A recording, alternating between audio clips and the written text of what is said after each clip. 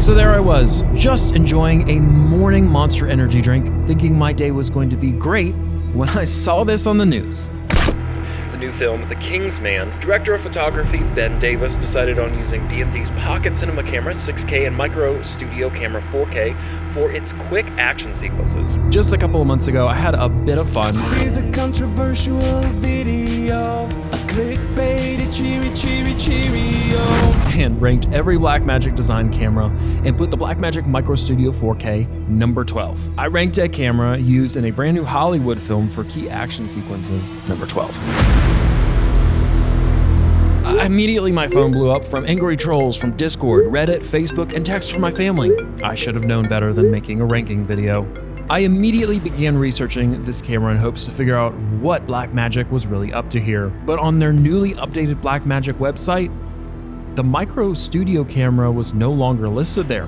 Very intriguing. Diving deeper into the Blackmagic forums, many speculated it was due to a sensor shortage and that they had stopped all orders from resellers for the camera. Others believed it passed into the history of time. And well, that might be true. I could foresee something else happening here, below the surface. Something sinister. Rumors made to make you think something else is going on, and misdirection for something potentially new in this brand new year.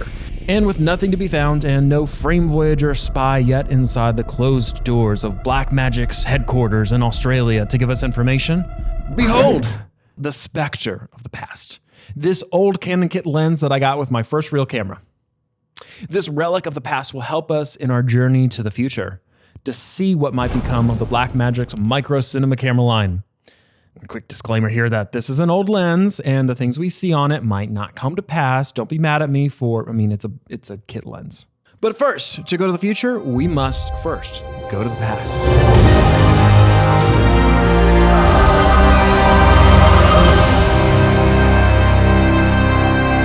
In the year 2015, Blackmagic had just announced the release of the Ursa Mini, along with other announcements, and the release of two Micro Cinema cameras, the Micro Cinema camera and the Micro Studio camera 4K. The Micro Studio 4K is not much more than a 13mm by 7.344mm sensor encased in a tiny box. It doesn't record internally, but this allows it to have options outside of it, namely the ability to record 4K UHD externally. It also has no screen, so in order to access the menu, you must have an external monitor. It came with a Micro Four Thirds mounting system that also could be used with third-party adapters to use with B4 broadcast lens mounts if needed. This camera was made to be installed somewhere, essentially, having multiple connection points for remotely controlling almost all aspects of the camera's functions.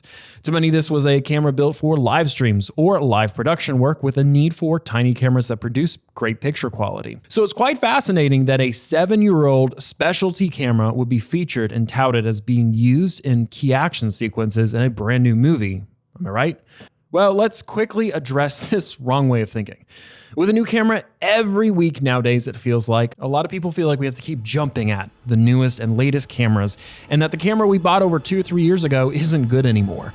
Just like those who limit themselves by not adapting and utilizing new advancements in camera technology to their benefit, those who see no use for older camera equipment also limit themselves creatively and professionally, assuming that a camera that is 7 years old is completely useless.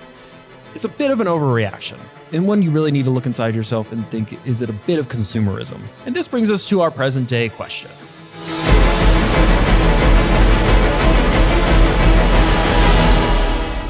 Of why use a camera like this in a movie? And I guess there's a couple reasons for that.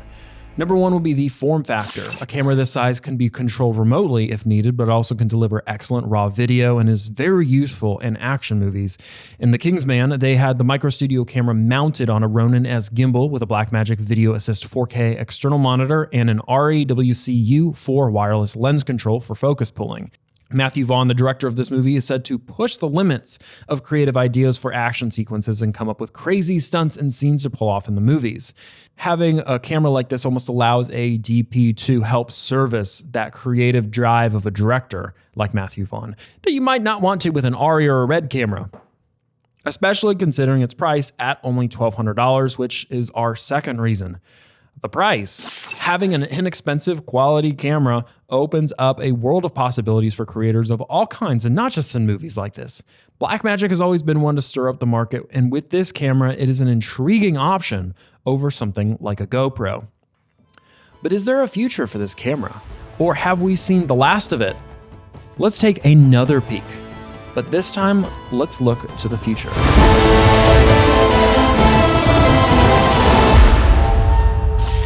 Is this camera really at the end of its life, or are there really sensor supply issues, as has been a major issue in the industry? It's still very much up in the air, but this feels like a good opportunity for Blackmagic to maybe update the Micro Cinema camera line, as they've updated several of their other camera lines in the last year. I foresee an updated micro camera of some sort. Is it the studio version or the cinema version? Maybe both, I'm not quite sure. But with this older camera still being used in films, maybe a refresh with some new tech and lessons they've learned over the last 7 years would be a good thing.